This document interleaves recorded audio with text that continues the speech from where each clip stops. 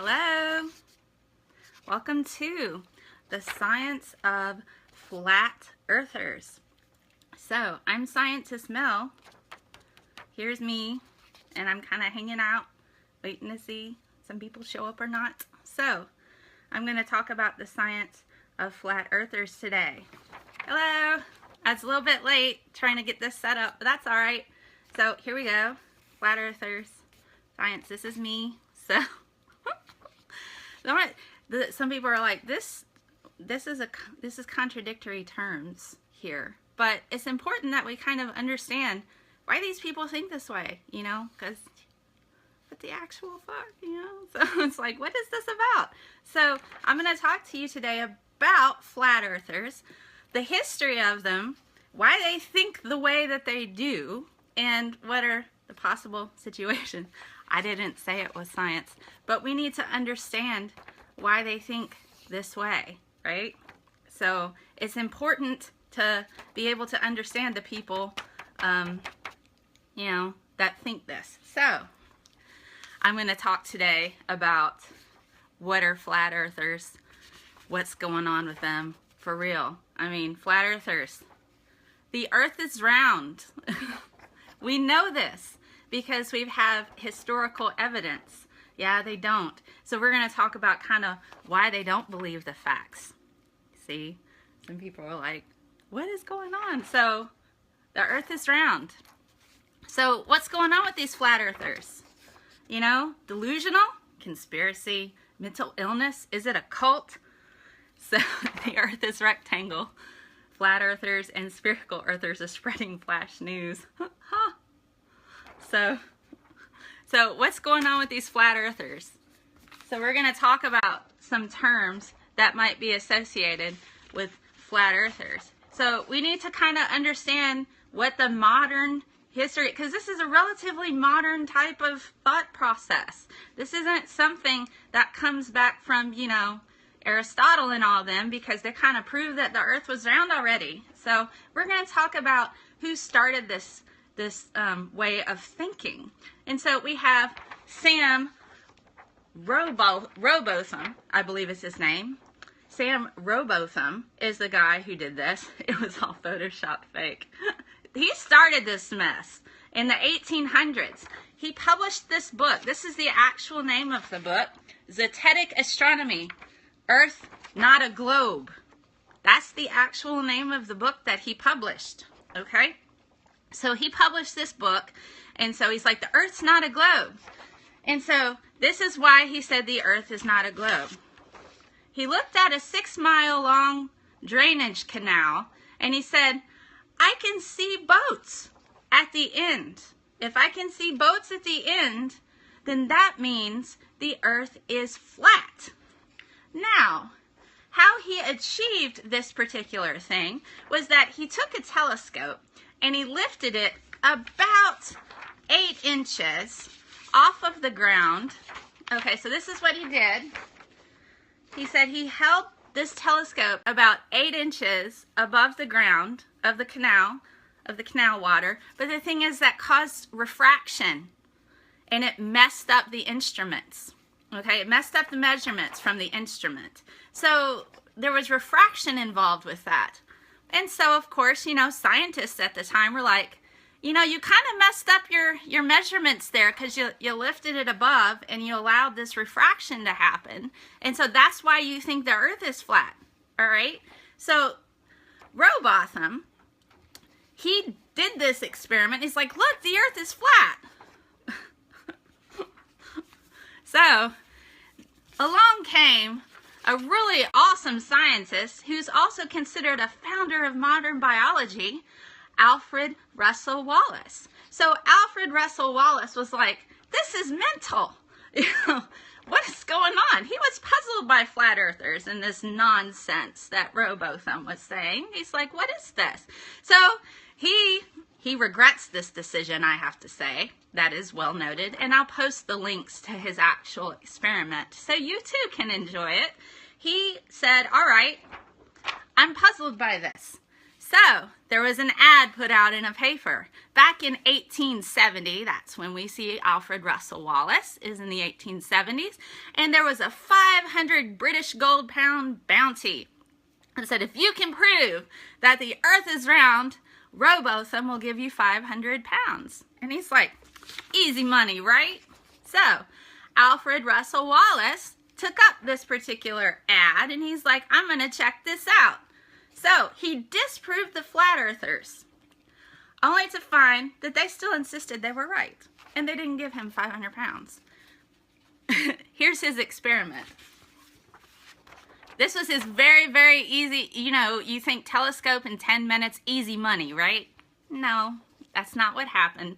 Wallace's experiment involved 2 red discs and a telescope and a black band. Now this black band was set on a pole. I have a schematic for you. It's very rudimentary, but it's a drawing, and I don't draw so well sometimes, but I'll show you. So essentially, facts aren't allowed in the bubble. So he had 2 red discs. He used the same canal, who did the gentlemanly thing with Darwin. I don't know, Wallace, I would believe, I think that's the same Wallace that did work with Darwin.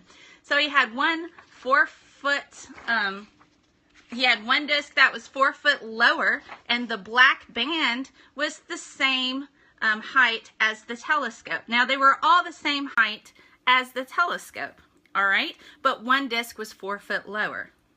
So they thought, the results showed, once he was looking through the telescope, and I'll show you a schematic in a second.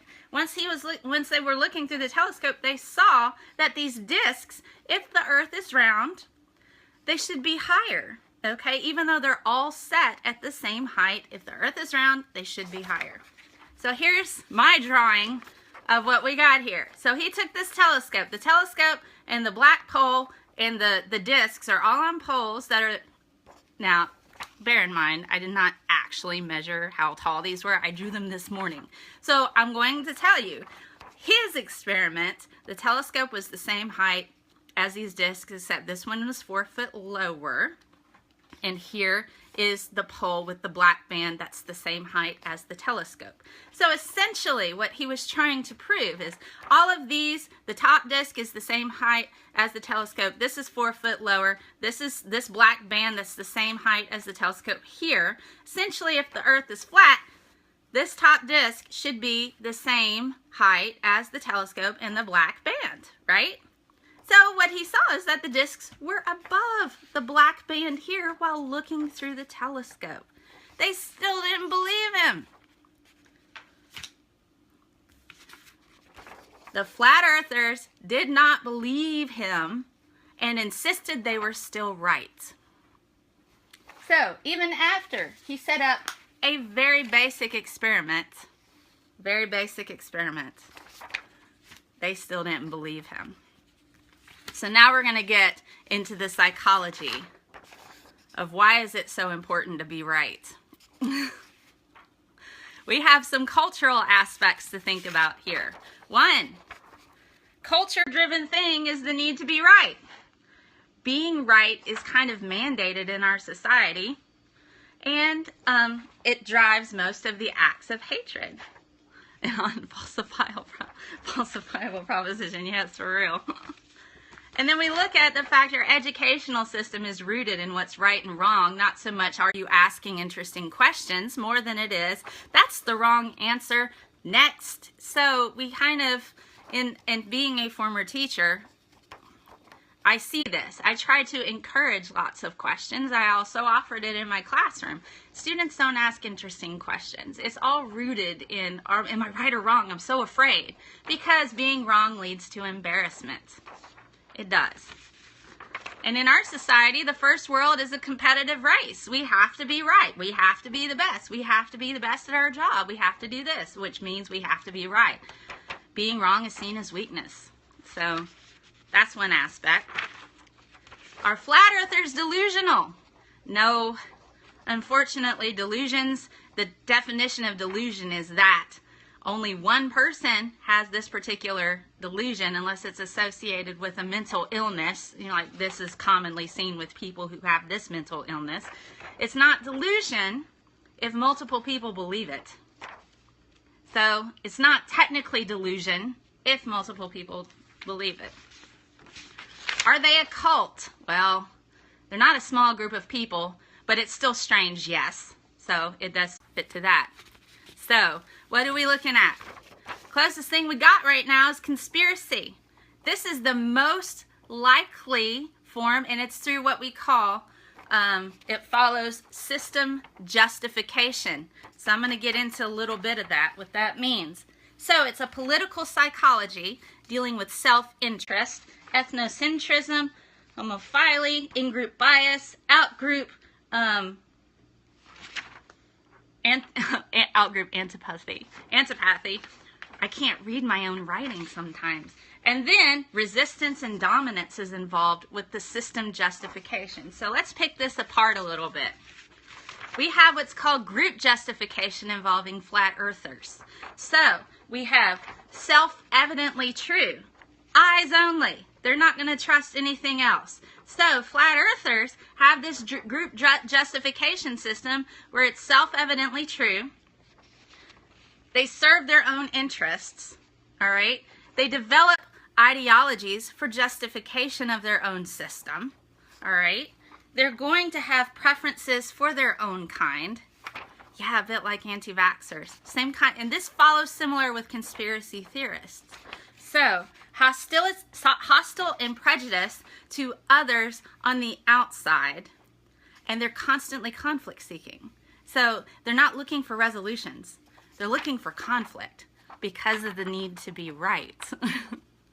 So, here's a bit of bad news. We will likely see more flat earthers as society becomes more threatened.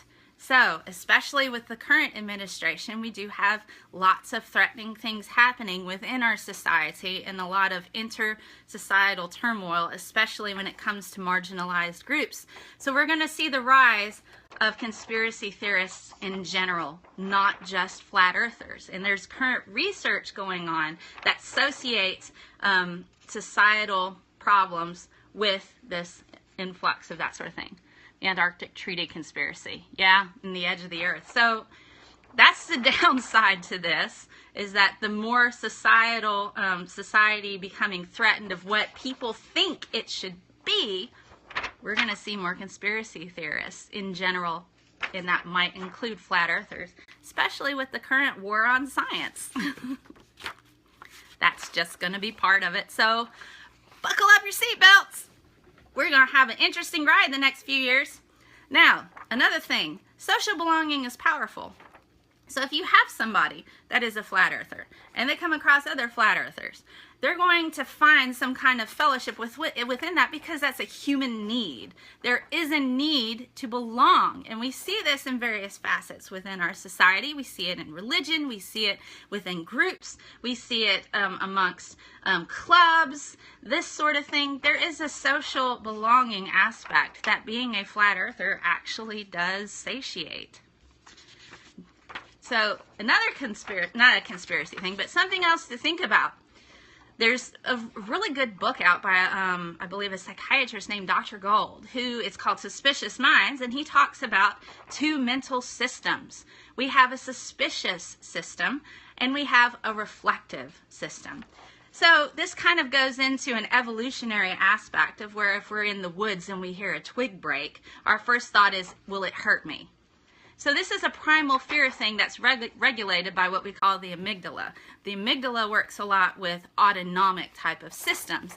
And so we're dealing with our primal fear center with our suspicious aspect of our brain.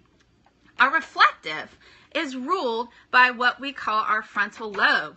This is our reason, and this is our rational aspect of what we think about, you know, that kind of keeps this system in check. Now, this becomes problematic if our suspicion aspect of our brain is overactive. So, what happens? If we have too much suspicion, and then it leads to irrationality. We're not thinking clearly. We're not thinking, okay, well, is this, our suspicious mind is going off going, what's going on? Everything's wrong. Everything's messed up. We're not thinking clearly with our frontal lobe. This leads to irrationality. So that reflective system isn't kicking in. That could be a flat earth thing too, and also linked to a little bit of that conspiracy theory that we see going on. Especially, again, with our current society being threatened the way it is, especially with science under fire and stuff, and the societal norms, everything's kind of being upturned. A lot of people have that suspicious activity kicking in, and they're not really thinking so much with their frontal lobe because this is going off with their primal fear aspect. So we got a little bit of evolutionary stuff happening with that. So the bottom line, flat earthers are irrational and you're not going to get anywhere with them. They've customarily and historically denied any and all evidence. They've probably got their little suspicious brain on active to where they're not thinking clearly. All right? And you can't rationalize with the irrational. You can't do it. They're not going to listen. They're not going to accept evidence. They may be incapable of doing that. So you got to remember, hello, thanks for hopping on. You missed a little bit of the beginning, but I will post this on Twitter. You can watch it. But what we get to is essentially what we're looking at. They have constant suspicion. They're not going to accept evidence. They may be incapable of that. That could play a part. They need to be right because we have that need to be right, and they want social belonging. So they're going to stick together in their groups. And then we have that system of justification where we kind of saw that a bit with the anti-vaxxers as well, these conspiracy theorists. So, thank you. Does IQ have anything to do with it? It might, but I don't think there's been enough studies on flat earthers exclusively. But we could probably associate a lot of studies done with conspiracy theorists and how that goes. And there's a lot of work going on that right now. So don't waste your time arguing on the internet. They're going to run you around in circles and make you crazy. Don't give them a voice. All right? They're not going away, and you might be encouraging them.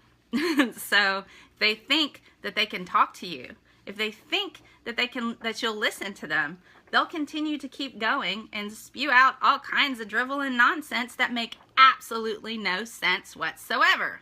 So you cannot possibly rationalize with the irrational. So what my advice to you is, don't necessarily engage.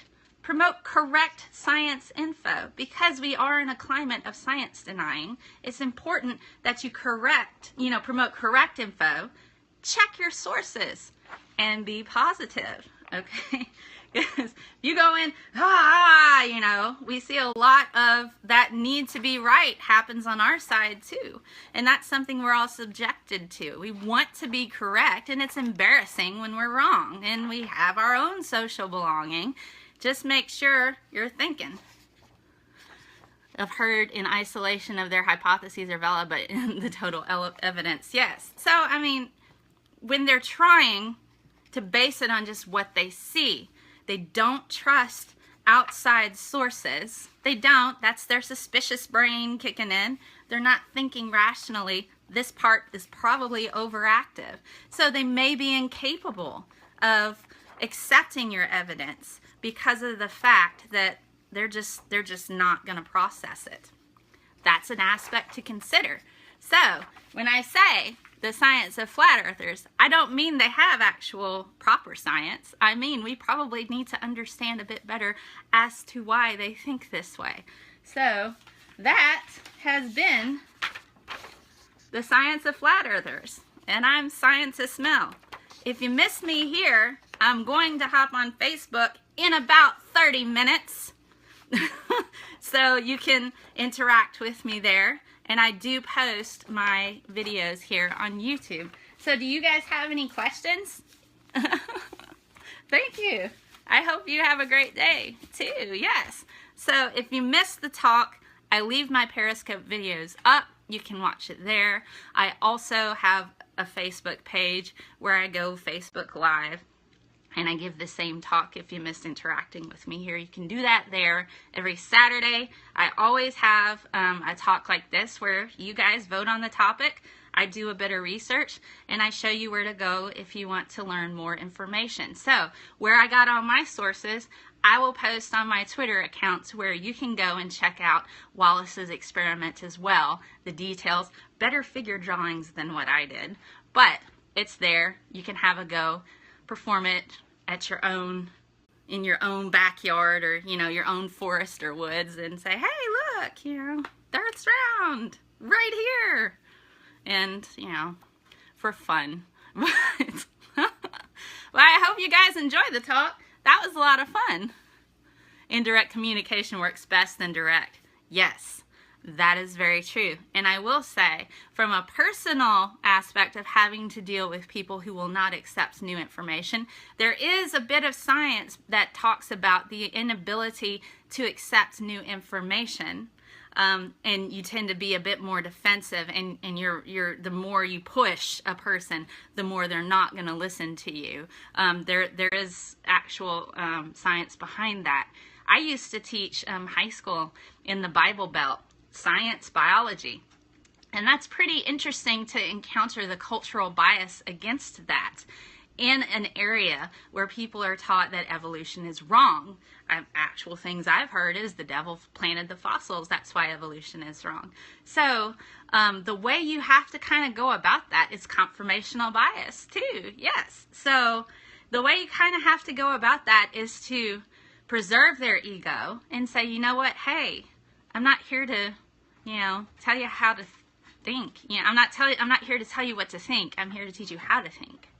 And so that's how I would go about it. And I got a better response from individuals. They may have left my class and be like, yeah, I still don't believe in evolution, but they knew about it. And that's what was important, which allowed them to be able to look at this evidence, accept it, and say, all right, this is what you're telling me is what scientists have come up with. I'm like, yes, here's all the evidence. You have a fantastic brain. You make up your own mind. That's the way you do it. And like, if you are not, and that's why I don't engage a lot, especially on my science account with flat earthers. I'm like, you're not going to accept my evidence and you don't want to learn. So you're happy to read whatever I post, but I'm not going to argue with you. This is what it is. So, and sometimes you even have to do that with scientists. There's some people that have, you know, we all have bias. And so even scientists have a little bit of pride, a little, you know, and you're trying to tell them in a way, hey, you know, that's kind of wrong, you know, and I'm told I'm wrong all the time. I'm still kind of a baby scientist myself in grad school. I'm getting better, but I'm told I'm wrong all the time. And I just have to be like, yeah, that's wrong. I know better now, and I will not make the same mistake again. But that's how you got to do it. And so you have to kind of say, I respect that this is what you've been told. This is the correct information. Process it how you want, you know. So I don't get into a lot of debates on the internet when it comes to people who will not accept evidence. I'm like, you won't accept anything I give you. I don't understand why we're having this conversation. So, you know, you know, and you just, if you're not going to accept what I give you, then there's no point in us talking. You're going to say everything I give you is wrong. So I just kind of go about it that way. I'm like, but hey, read whatever I have if you want. If you want to, great. If not, no big deal. It's no skin off my nose. So that's the way you kind of have to go with the flat earthers, because they're not going to believe anything you say. If you come at them full on force, they're going to be like, no, you are just a puppet for the man. You know, and you're like, I'm really not, but I'm not going to talk to you if you're going to talk to me that way. So I kind of default to, this is the rules. This is what we're doing. And if you don't want it, you can walk away. So that's kind of how you have to go about that. And I find is the best way. Handling farm kids who think the devil planted the fossils in a classroom in the Bible Belt about biology and evolution. So I just treat them all that way, and that seems to be the most effective way to do things. And then I don't get trolled very heavily because I'm like, yeah, no, I'm not doing that. I'm not doing that. and then I just move on. So that's the best way to handle it, because they may be completely incapable of accepting new evidence. So you kind of got to think of it that way too. I mean, if they're heavy on the suspicious brains side, then you're just not going to be able. What evidence would change your mind? Yeah. See, again, when I was teaching high school in teaching evolution, the Bill Nye Ken Ham debate was very huge at the time. And with that particular debate, I got a lot of influx from people, from individuals that were like, did you watch the Ken Ham Bill Nye debate? I did. And they're like, did you see when Ken, I largely ignored a lot what Ken Ham says, because he had like a scientist and who said, yes, Ken Ham is right, and I'm like, who is this guy? Did he pay him a lot of money? I'm pretty certain this guy's never going to be respected in any kind of scientific circles anymore. But, Bill Nye kind of made the Wallace mistake in that regard, is giving Ken Ham a voice. And so you have to be careful with that. Yeah, if only others did too, right? So what happened was my students were like, did you watch it? What did you think about all of this, about what Ken Ham said and what Bill Nye said and what Ken Ham said? What did you think about it? I mean, I got so many invitations to go to churches to watch this. I'm like, do you need a speaker to talk about what evolution is? Because I'll be happy to come to your church and talk about evolution. They're like, yeah, no, we don't want that. I'm like, all right, because that's what I'm offering. So at the end, I sat there and I said, well, my whole thoughts can be summed up to the last question they asked them. And they asked Ken Ham, would anything ever change your mind? And he said, no, nothing will ever change my mind. They asked Bill Nye the same question. He goes, yes, evidence. I said, that's my thought. You can absolutely change my mind with evidence. And then I had a girl sitting in my class. She goes, well, I'm with Ken Ham. Nothing will ever change my mind. I said, I'm really glad our court system isn't based on how you think, because I kind of need evidence before we flip the electric switch on a person and kill them. So yeah, I kind of need evidence for that. So she quit talking after that, as did everybody else. They were pretty much done with that conversation. So, really smart girl. And I could see that she struggled. I was reading in an article about George Bush, just when they said, what do you feel is the biggest mistake you made in your administration? And you could see him struggling to try to admit that he was wrong about something. And they're like, you can see him visibly try. It's really hard to admit that you're wrong. And when you see somebody's paradigm shift, and they're sitting there like, and she was a heavy Christian, super freaking smart, made A's on every test, took 2 of my classes, not just Bio 1, but Bio 2. But she struggled with this.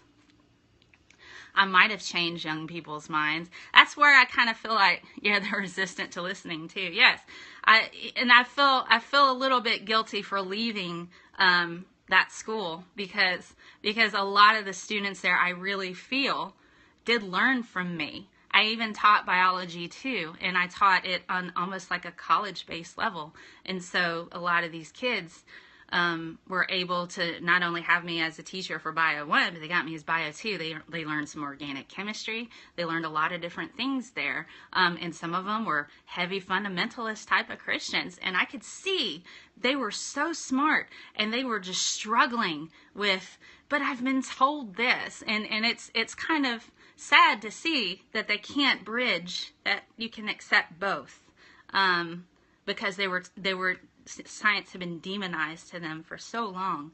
And then, I'm a very approachable person, and I said, you know what, I'm going to respect you. You're going to respect me, and you can tell me I'm wrong, but I'm going to ask you where your evidence is. I'm going to ask you where's your evidence, because I'll pull up mine. So do you feel this is a whole other field, educators dealing with questions like this? Yeah.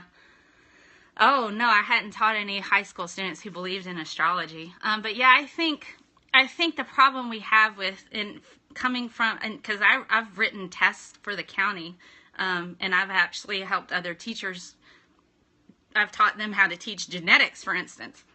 What we have is a problem within our education system, is that so much is focused on teaching tests that the actual learning process goes aside. And the reason why they're teaching tests is because not their pay so much, but their future. Teachers' futures ride on how well kids do on tests. So they teach them how to take a test.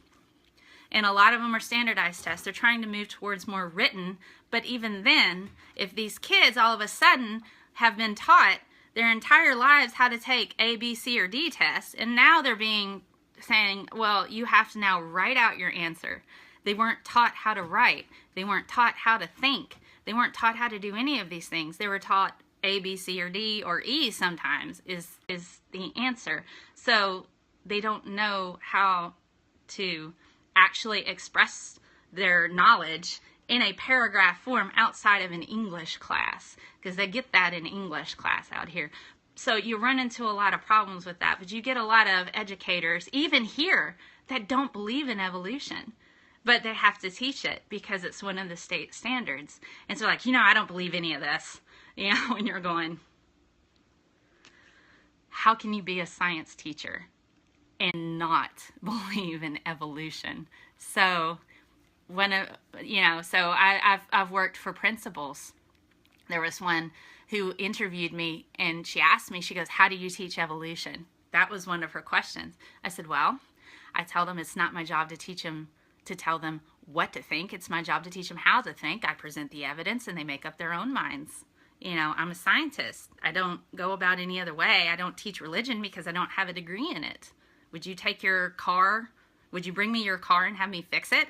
I can take it apart. That would be a lot of fun, but I don't necessarily know how to put it back together and make it run, So I would go about that round. She goes, oh, good, because we get calls all the time about evolution, and it's just, and the kids need to know what they're fighting against. And I went, okay. So, wow. So even the principals don't believe in evolution. So that having to teach in a situation like that, she respected me because my students still did really well on their tests, but still. See, there are some states that allow teaching intelligent design.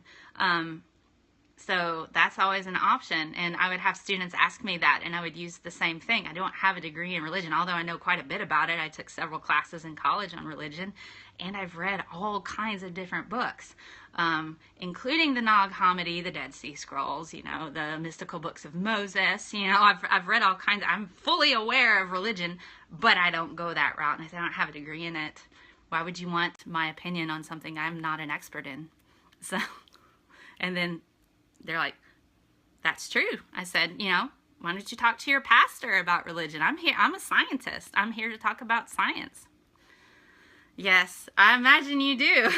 That's why I love London. I go to the museums here. I'm like, you guys don't realize what you have. I live in the South, and we actually have in our museum locally a placard that talks about how evolution, because they finally got an evolution exhibit about 7 years ago. It took that long to get an evolution exhibit, and people immediately started doing backlash towards it. So they had to have a sign that said, this is the scientifically accepted origin of life, established by the entire scientific community. We're a museum. If you have a problem with that, there's the door. So we have a disclaimer at our local museum about the evolution exhibit because people get so angry about it. And so it's interesting. Yes, suspicious minds. Yeah, I was talking about that earlier on the broadcast. So yeah, so that's pretty cool. But this has been a fun chat. So every Saturday, I'll post up a new topic. All the topics that are up for discussion on the Science of, on this little podcasty show thing. Oh, no, it's okay. Don't worry about it. You can go back and have a look at the end when I keep my Periscope videos up. I'll be over on Facebook here in just a little bit to go over the same content I just went. So you can hit me up on Facebook Live. I'll post this video on YouTube as well. I think I usually do the Facebook video on YouTube because you can't see the comments on Periscope when I download the video. It's weird. So I'll post another poll up soon about the next topics. And so all the topics that I post on the polls for voting on what I talk about are all viewer generated. So all of the topics are from viewers that say, I want to learn about this, I want to learn about this, I want to learn about this. And so I put it in a poll, everybody votes, and that's what I talk about. And I still recycle the suggestions with each poll. Somebody's been trying to get elephants for a month now. So elephants! Why aren't elephants winning? I see those in my ads often. I always vote for elephants, and it never wins. So elephants will be a topic again, because I keep, like, elephants! People get so mad that we haven't talked about elephants yet. So, but thanks for hopping on. I hope you enjoyed it, and that was this, the science of why do they think this way. And I hope you guys have an awesome Saturday. Cheers! Thanks for swinging by. Bye. Have a good weekend.